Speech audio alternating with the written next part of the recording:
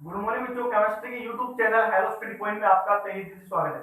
देखिए, फलक को चाह है जा बीजले गिराने की, हमें भी जिद है वहां आसिया बसाने की, हमें भी जिद है वहां आसिया बसाने की। तो इसी जोश तथा उमंग के साथ आज हम बात करेंगे विद्युत अपघटनी शैल के बारे में।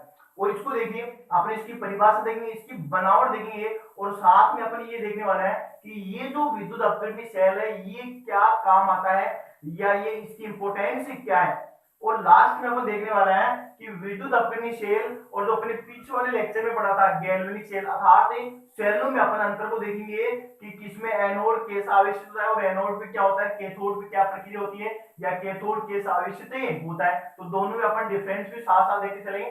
तो चलिए बात करते हैं कि विद्युत अपघटनी शेल क्या होता है।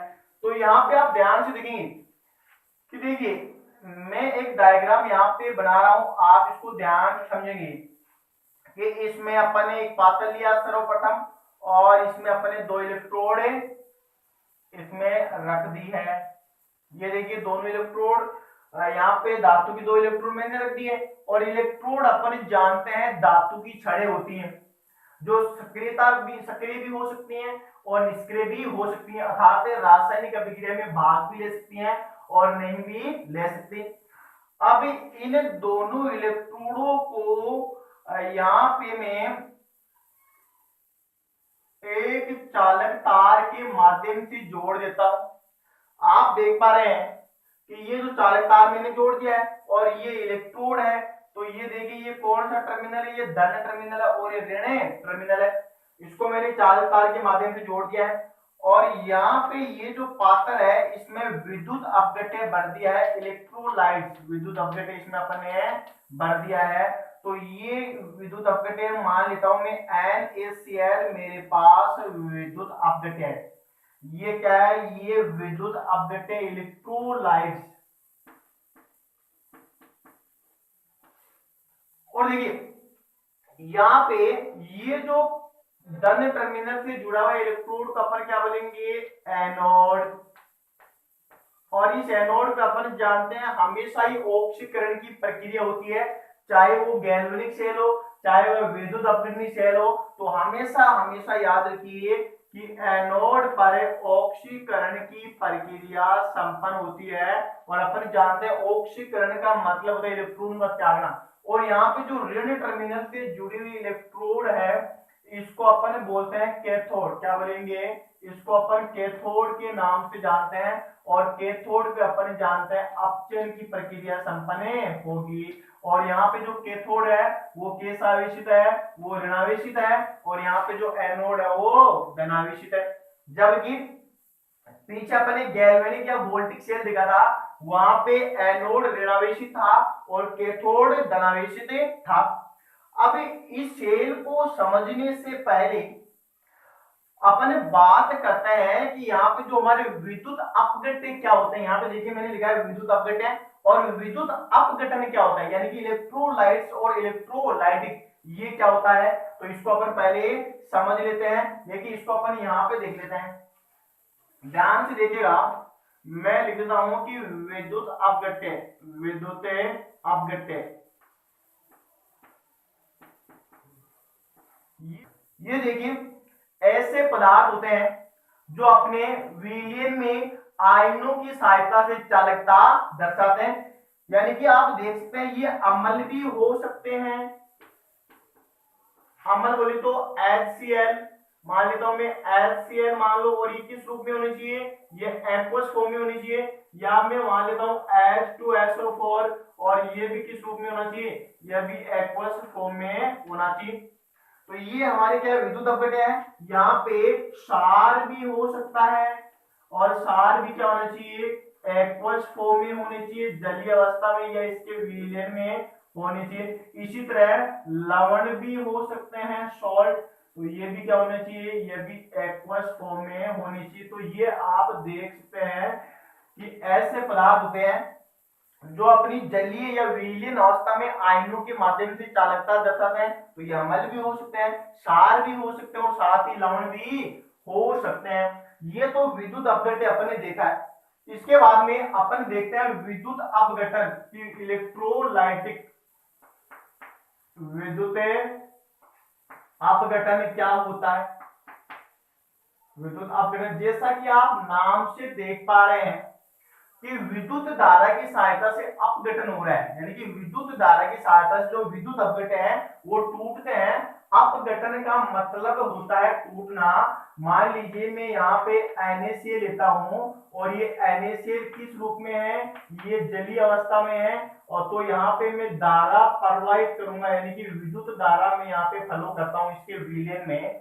तो आप देखेंगे कि ये जो NaCl है ये यानी कि सोडियम आयन है और साथ में क्लोराइड आयनों में टूट जाता है, और इन्हीं आयनों की सहायता से धारा का प्रवाह करते हैं।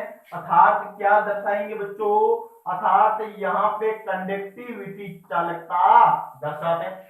तो ये आपको आसानी से समझ में आ चुका है। और ये अपघटन किसके माध्यम से हो रहा है, ये धारा के माध्यम से हो रहा है, तो इसको अपन क्या बोलेंगे, विद्युत अपघटन। तो अपन इसकी परिभाषा कैसे देंगे कि विद्युत धारा की सहायता से विद्युत अपघटनों का टूटना ही क्या है, विद्युत अपघटन कहलाता है। और भी आप देख सकते हैं, मान लीजिए मैं यहाँ पे अम्ल का जलीय विलयन लेता हूं, यहाँ पे अम्ल का जलीय विलयन अपन लेते हैं और इसमें अपन करंट फ्लो कराएंगे इसके जलीय विलयन में, तो ये आयनों में टूट जाएंगे, और आयनों में टूटना क्या है, यहाँ पे विद्युत अपघटन कहलाता है, यानी कि रासायनिक परिवर्तन हो रहा है। और मैंने बोला भी था कि जो हमारे धात्विक चालक है इनसे भी जब हम चालकता दर्शाते हैं तो कोई भी रासायनिक परिवर्तन नहीं होता है, जबकि हमारे जो विद्युत अपघटनी चालक है वो रासायनिक परिवर्तन दर्शाते हैं। क्योंकि अपन ने बोला था कि जो हमारे चालक है वो दो प्रकार के होते हैं, धात्विक चालक और विद्युत अपघटनी चालक, वो हमारे पीछे वाले लेक्चर में आप देख सकते हैं। तो ये आप आसानी से विद्युत अपघटन समझ चुके हैं। अब देखिए अपन बात करेंगे विद्युत अपघटनी सेल की परिभाषा क्या होती है। तो आप यहाँ पे देखिएगा कि इसकी पहले परिभाषा समझते हैं कि इसमें विद्युत ऊर्जा की ऐसी युक्ति जिसमें विद्युत ऊर्जा रासायनिक ऊर्जा में परिवर्तित होती है, रासायनिक ऊर्जा में परिवर्तित होती है, विद्युत अपघटनी सेल कहलाते हैं। तो देखिए क्या होता है, यहाँ पे जो आप इलेक्ट्रोड देख रहे हैं, ये इलेक्ट्रोड आप यहाँ पे देख रहे हैं, तो इसमें देखिए जैसे ही मैं इसमें धारा का प्रवाह करूंगा, बोले तो विद्युत धारा का प्रवाह अपन करेंगे, तो यहाँ पे जो आयन है विद्युत धारा की सहायता से जो हमारे विद्युत अपघटन है वो किस में टूट जाएंगे, वो Na+ में टूट जाएंगे और साथ में Cl- आयनों में टूट जाएंगे। और ये आयन है, ये आयन चालकता दर्शाएंगे, क्योंकि जो पॉजिटिव वाला आयन है वो ऋण टर्मिनल की ओर गति करेगा और जो नेगेटिव वाला आयन है वो धन टर्मिनल की ओर गति करेगा। तो आप देख पा रहे हैं यहाँ पे जो इलेक्ट्रॉन है, इलेक्ट्रॉन यहाँ पे एनोड पे जमा होंगे, वेरी वेरी इंपॉर्टेंट है। आप देख सकते हैं क्लोरीन के पास इलेक्ट्रॉन है, क्लोरीन ने सोडियम आयन का एक इलेक्ट्रॉन ग्रहण किया है। तो ये जो क्लोरीन है, ये क्लोरीन यहाँ पे इलेक्ट्रॉन को एनोड पे जमा करेगा। तो अपन बोल सकते हैं कि यहाँ पे इलेक्ट्रॉन कहां से किस तरफ जाते हैं, एनोड से कैथोड की तरफ भी जाएंगे। और विद्युत धारा का जो प्रवाह है वो इलेक्ट्रॉनों के विपरीत दिशा में होता है। तो अपन बोल देंगे कि यहाँ पे जो विद्युत धारा है, विद्युत धारा जो इलेक्ट्रिक करंट है वो किस दिशा से फ्लो होगा, आप देखिए वो होता है कैथोड से एनोड की तरफ, cathode to anode, cathode to anode की तरफ होता है। जबकि इलेक्ट्रॉन का फ्लो एग्जाम में पूछ लेता है कि इलेक्ट्रॉन का प्रवाह भी बताइए, तो वो भी आप बता सकते हैं। इलेक्ट्रॉन का प्रवाह देखिए एनोड से कैथोड की तरफ होता है, एनोड से कैथोड की तरफ होता है। और अपन ये जानते हैं कोई भी सेल हो, एनोड पे हमेशा ऑक्सीकरण की प्रक्रिया संपन्न होगी और कैथोड पे हमेशा अपचयन की प्रक्रिया संपन्न होती है।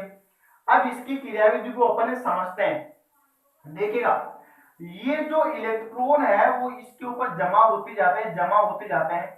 तो यहाँ पे जो इलेक्ट्रॉन जमा हो रहे हैं और यहाँ पे सोडियम धातु जमा हो रही है, मतलब इलेक्ट्रॉन इसके ऊपर जमा हो रहे हैं, तो ये जो धातु की छड़ है वो पतली होती जाती है और यहाँ पे जो सोडियम धातु है वो जमा हो रहे हैं, तो यहाँ पे देखिए ये जो इलेक्ट्रोड की छड़ है वो क्या होती जाती है, मोटी होती जाती है। तो विद्युत अपघटनी शेल में अपन जो महत्वपूर्ण अपन देखते हैं कि इसका अध्ययन अपन क्यों करते हैं, तो ध्यान से समझिएगा कि यहाँ पे इलेक्ट्रोप्लेटिंग करने की कहानी आती है। इलेक्ट्रोप्लेटिंग का मतलब क्या है कि एक इलेक्ट्रॉन के ऊपर किसी धातु की परत चढ़ाना, किसी धातु की परत चढ़ा देना। तो यहाँ पे आप देख सकते हैं इस इलेक्ट्रोड के ऊपर यहाँ पे जो सोडियम धातु जमा हो जाएगी, तो इसकी मोटाई क्या हो जाएगी, बढ़ जाती है। तो ये इलेक्ट्रोप्लेटिंग में काम में आती है, वेरी वेरी इंपॉर्टेंट है। तो यहाँ पे नोट में मैं लिख देता हूं कि विद्युत अपघटनी शेल का कार्य, शेल को अपन क्यों काम में लेते हैं, इलेक्ट्रोप्लेटिंग। और ये कई बार एग्जाम में भी पूछा जाता है, विद्युत लेपन यानी कि किसी इलेक्ट्रोड के ऊपर किसी दूसरी धातु की परत चढ़ाना ताकि वह अक्रियाशील हो जाए, ताकि उसका क्षरण नहीं हो, यानी कि उसका क्षरण अपने नहीं होने देंगे इलेक्ट्रोप्लेटिंग के बाद में। अब इसकी क्रियाविधि को अपन जानते हैं कि वास्तव में इसकी क्रियाविधि एनोड पे ऑक्सीकरण कैसे होता है और कैथोड पे अपचयन की प्रक्रिया वो कैसे संपन्न होती है। तो नजरें जमाइए रखिए और यहाँ पे जो हमारा क्रियाविधि का इंपॉर्टेंट कॉन्सेप्ट है उसको आप समझेंगे। देखिए मैं यहाँ पे लिखता हूं कि इसकी क्रियाविधि मैकेनिज्म ऑफ इलेक्ट्रोलाइटिक सेल, इसकी क्रियाविधि ध्यान से समझेंगे। क्रियाविधि में देखिए हमारे पास कौन सा विद्युत अपघटन था, NaCl। तो मैं यहाँ पे लिखता हूं कि ये NaCl क्या था, ये हमारे पास विद्युत अपघटन था, विद्युत अपघटन। आप यहाँ पे देख सकते हैं ये विद्युत अपघटन था। इसमें अपने जैसे ही विद्युत धारा का प्रवाह कराया तो ये किस में टूटता है, ये आयनों में टूटता है Na+, और ये भी किस रूप में है, जलीय अवस्था में है। और ये Cl- ये भी किस अवस्था में है, ये भी जलीय अवस्था में। अब अपन जानते हैं यहाँ पे आप देख सकते हैं कि एनोड है और एनोड कैसा आवेशित है, यहाँ पे एनोड प्लस से आवेशित है। तो हमें पता चल चुका है कि एनोड प्लस है तो इसके ऊपर कौन सा आयन आएगा, माइनस वाला, क्योंकि हम जानते हैं कि विपरीत आवेश एक दूसरे को आकर्षित करेंगे और जो समान आवेश है वो एक दूसरे को प्रतिकर्षित अर्थात दूर भेजेंगे। तो एनोड प्लस वाला है, एनोड प्लस वाला है तो इसके ऊपर कौन सा आयन आएगा, माइनस आयन यहाँ पे आ चुका है। और हम ये जानते हैं एनोड के ऊपर क्या होगा, ऑक्सीकरण की प्रक्रिया संपन्न होगी। तो अपन ऑक्सीकरण की प्रक्रिया संपन्न कराएंगे, वो कैसे कराएंगे कि यहाँ पे जो क्लोरीन के ऊपर एक इलेक्ट्रॉन है उसको अपन मुक्त करेंगे, यानी कि उसको अपन त्याग देंगे। तो ये क्या हो जाएगा, 1/2 Cl2 और इसने इलेक्ट्रॉन त्यागा है। और इलेक्ट्रॉन का त्यागने क्या कहलाता है, ऑक्सीकरण की प्रक्रिया कहलाती है। इसके बाद में यहाँ पे दूसरा अपन लिखते हैं कि कैथोड इलेक्ट्रोड पे किस प्रकार की क्रिया संपन्न होती है। और कैथोड आप देखिए कैसा आवेशित है, माइनस आवेशित है। और माइनस के ऊपर कौन आएगा, प्लस वाला। प्लस वाला कौन है, सोडियम आयन। तो यहाँ पे सोडियम आयन, सोडियम आयन मैंने यहाँ पे रख दिया है। और इसके साथ देखिए ये जो एक्वस रूप में है, एक्वस रूप में है तो सोडियम। अब यहाँ पे हम देखेंगे कि सर माइनस के ऊपर सोडियम तो आ गया, प्लस वाला तो आ गया, और कैथोड पे क्रिया कौन सी होगी, कैथोड पे अपचयन की क्रिया संपन्न होती है। और यहाँ पे अपचयन का मतलब है कि इसके द्वारा जो इलेक्ट्रॉन त्यागा जा रहा है वो कोई ना कोई तो ग्रहण करेगा। और अपन जानते हैं कि सेल में रेडॉक्स अभिक्रिया होती है, क्योंकि जो हमारा विद्युत अपघटनी सेल है वो रेडॉक्स अभिक्रिया का आधार है। और रेडॉक्स अभिक्रिया अपन जानते हैं कि ऑक्सीकरण और अपचयन की प्रक्रिया दोनों साथ साथ संपन्न हो, यानी कि एक इलेक्ट्रॉन का त्याग करे और दूसरा इलेक्ट्रॉन को ग्रहण करे। तो एनोड में इलेक्ट्रॉन त्यागा गया है तो इस इलेक्ट्रॉन को कौन ग्रहण करेगा, यहाँ पे सोडियम धातु है वो ग्रहण करेगी। और ये किस में चला जाएगा, ये सोडियम धातु के रूप में, ठोस के रूप में कहाँ पे जमा हो जाएगा, ये कैथोड के ऊपर जमा हो जाएगा। तभी तो मैंने बोला था ये सोडियम धातु है, ये कैथोड के ऊपर जमा हो जाती है। अब देखिए इसमें क्या क्वेश्चन पूछा जाता है, इसमें हमें वेरी वेरी इंपॉर्टेंट क्वेश्चन ये पूछा जाता है कि कौन से इलेक्ट्रॉन पे क्लोरीन गैस या कौन से इलेक्ट्रॉन पे सोडियम धातु या कोई भी तत्व जमा होता है, तो वो हमें देखना है। तो ध्यान से समझिएगा, इसमें यदि आपको पूछ ले कि NaCl के विद्युत अपघटन के दौरान कैथोड पर तथा एनोड पे कौन सा पदार्थ जमा होता है, तो आप क्या बोलेंगे कि सर एनोड पे क्लोरीन गैस हमें मिलती है, क्लोरीन गैस मिलती है, और कैथोड पे सोडियम धातु जमा होती है। तो ये वेरी वेरी इंपॉर्टेंट क्वेश्चन हमारा यहाँ से बन चुका है। तो मैं नोट में लिख देता हूं, नोट में देखिए एनोड पर, यहाँ पे मैं लिखता हूं कि एनोड पर क्लोरीन गैस प्राप्त होती है, जबकि कैथोड पर सोडियम धातु जमा होती है, सोडियम धातु जमा होती है, जिससे ये इलेक्ट्रोड क्या होती है, कैथोड मोटी हो जाती है। अब इसी प्रकार का क्वेश्चन यदि आपको और भी क्वेश्चन दे सकता है, वो देखिए जलीय अवस्था में भी दे सकता है। तो देखिए यहाँ पे अगले क्वेश्चन अपन देखते हैं, इसको आप पोज करके उतार सकते हैं या इसका आप स्क्रीनशॉट ले सकते हैं। अब देखिए अपन आगे क्वेश्चन करते हैं कि यहाँ पे क्वेश्चन कई प्रकार के इसमें क्वेश्चन बनते हैं, और वो क्वेश्चन क्या बनेंगे, वो क्वेश्चन आप ध्यान समझिए। आपको ये पूछ ले कि मान लीजिए KCl के विद्युत, या यहाँ पे अपन AgCl मान लेते हैं, AgCl के विद्युत अपघटन के दौरान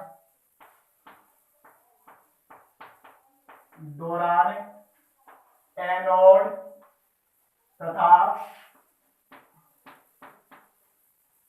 कैथोड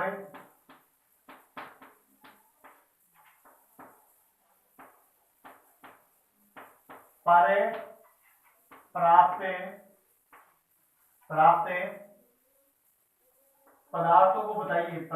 पदार्थों को बताइए कि कौन कौन से पदार्थ हैं जो एनोड तथा कैथोड पे हमें मिलते हैं। तो देखिए सिंपल सा फंडा है, और ये एग्जाम की दृष्टि से वेरी वेरी इंपॉर्टेंट क्वेश्चन है। देखिए मैं AgCl लेता हूं, आप देखेंगे AgCl जो एक्वस फॉर्म में है, इसमें अपन जैसे ही विद्युत धारा प्रवाह करेंगे तो ये किस में टूट जाएंगे, ये Ag प्लस, और ये क्या है एक्वस फॉर्म में, और Cl माइनस ये क्या है एक्वस फॉर्म में है, Ag प्लस Cl माइनस में टूट गए। अब अपन यहाँ पे देखेंगे कि कौन सा एनोड पे प्राप्त होगा, और एनोड यहाँ पे कैसा है, धनात्मक है। तो हमें पता चल चुका है कि एनोड धनात्मक है, मतलब इसके पास कौन सा आएगा, माइनस वाला आएगा। तो माइनस वाला कौन है, यहाँ पे Cl माइनस है, वो किस रूप में है, वो जलीय अवस्था में है। और एनोड पे हमेशा ही ऑक्सीकरण की प्रक्रिया संपन्न होगी। ऑक्सीकरण का मतलब इलेक्ट्रॉन का त्यागना, तो इसके ऊपर जो इलेक्ट्रॉन है इसको ये क्या करेगा बच्चों, ये त्याग देगा, और यहाँ पे इलेक्ट्रॉन बाहर निकल जाएगा।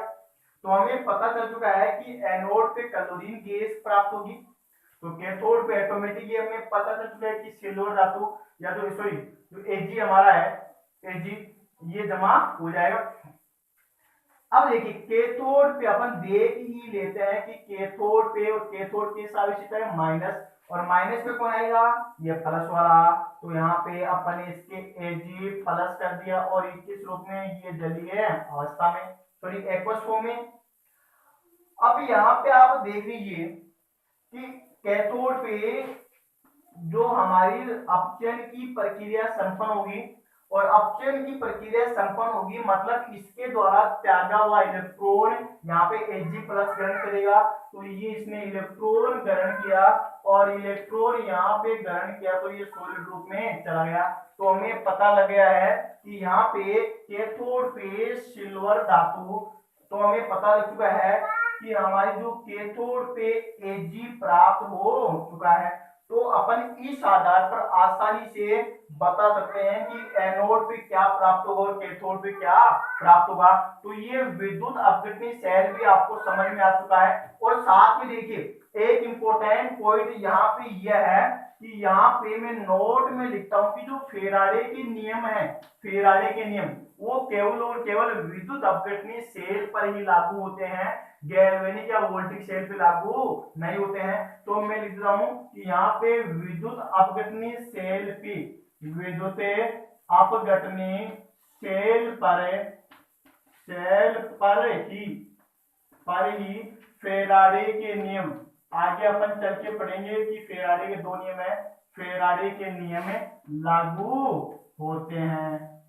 तो ये आप इनको याद रखिए और मैं आशा करता हूं कि आप इनको इजी वे में आसानी से समझ चुके। और मिलेंगे नई कक्षा में नए जोश और जुनून के साथ। तब तक आप पढ़ते रहिए, मस्त रहिए, स्वस्थ रहिए। ओके।